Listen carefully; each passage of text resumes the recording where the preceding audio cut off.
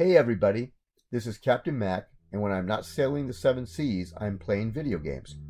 I wanted to make this video to address a divide between fans regarding The Last of Us 2. You've probably seen or read posts which talk about how controversial the game is amongst fans, and they either love it or they hate it with a passion. So my goal for this video is to explain why fans who love the second game should have empathy for those that don't. So to start, I want to kind of summarize the first game a little, as that is the foundation which this franchise is built on. As you know, the game starts out with a great scene between Joel and his daughter Sarah, and as a dad myself, that made me smile. A smile which went away quickly once Sarah got gunned down. And just like that, we knew Naughty Dog had produced a game in which no one would be safe in this new world plagued by a mutated strain of the cordyceps fungus. Fast forward 20 years and we are with Joel again, and we learn about how he survived as a smuggler.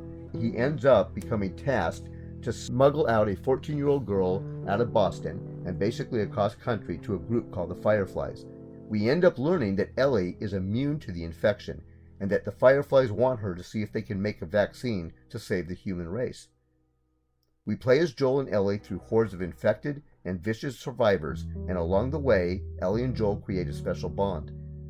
Joel becomes a father figure to Ellie. When we finally get Ellie to the Fireflies, Joel learns then that Ellie will have to die in order for them to produce a vaccine. Joel already lost one daughter and he wasn't going to lose another, and did what any dad would do: kill anyone who was trying to hurt his kiddo. Joel killed off all the Fireflies and the doctors at the hospital and left with Ellie alive. And this is what we wanted. We didn't want Ellie to die.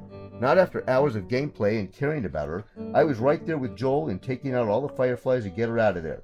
I don't blame Joel at all for what he did. I think that's why the first game was so successful. Aside from the phenomenal graphics and gameplay, it told a great story where we became endeared to those characters, which is why you should have empathy for those who hate the second game. We had to wait 7 long years for the second one to come out, and like most, I thought that we would be playing as Joel and Ellie again. We quickly realized that that was not going to be the case, however. Through Ellie's eyes, we see Abby brutally kill Joel, the man so many of us grew to love and admire, and seeing Ellie's heartbreak and despair made the emotion for players so real. I know I cried and had to compose myself a bit before I kept playing again. And then I remembered what Naughty Dog did to Sarah, and I was reminded how horrific this apocalyptic world is. And we play as Ellie and are right alongside her on the path of revenge. I know I wanted to kill Abby for what she did to Joel, to Tommy, and of course to Ellie. Naughty Dog did a good job in making sure we played as Ellie for a good amount of time before they forced us to play as Abby again. But this time, it's not the same Abby. It's not the same buffed up killer with a golf club. It's a teenage Abby, the same age Ellie was in the first game, and we experienced several sweet moments between her and her father Jerry. Naughty Dog likes their father-daughter dynamics, and like Joel and Sarah and Joel and Ellie, Abby and her father have a great loving relationship. And then we hear the news that the smuggler brought Ellie to the hospital. And what comes next is we see Jerry, Abby's father, getting ready to perform surgery on Ellie. He felt pain. He knew that the procedure would kill her. But one life to save millions? His choice was made. But we all know how the story turned out. Joel put a stop to the procedure and killed Jerry. And Abby sadly sees her father dead in a pool of blood. Her dad, her hero, her light, taken away from her. Of course she wanted to get revenge. She wanted to kill Joel for killing her dad. This game completely immerses us to feel the heartbreak, the anger, and the thirst for revenge. And it caused some confused feelings for players. You understand why Abby did what she did, but on the other hand, you still feel devastated that Joel died. That is what I think is the point. Naughty Dog forces us to see the other side of the coin, to look at the story from a different perspective.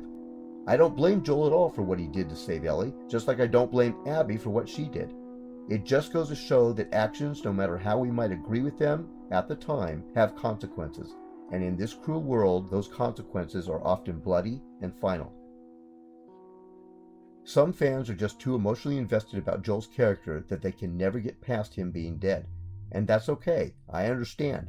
We as players spent hours with him and learning about him and caring about his relationship with Ellie. And this is why some just cannot let that love for Joel go. And that is why some absolutely hate Abby and The Last of Us 2.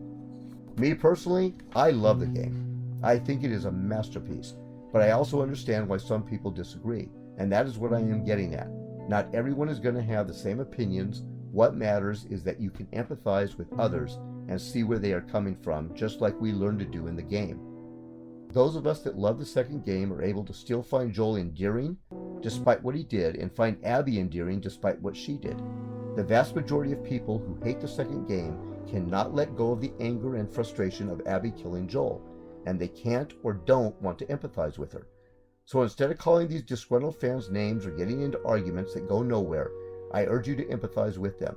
Understand why they are so upset with the game, and find commonality of your love of the first game with each other, and perhaps someday they will find the light. Thanks for listening to this old Sea Dog's message. This is my first video, so if you liked it, please subscribe and give it a like. Until next time, may the wind be always at your back, says I.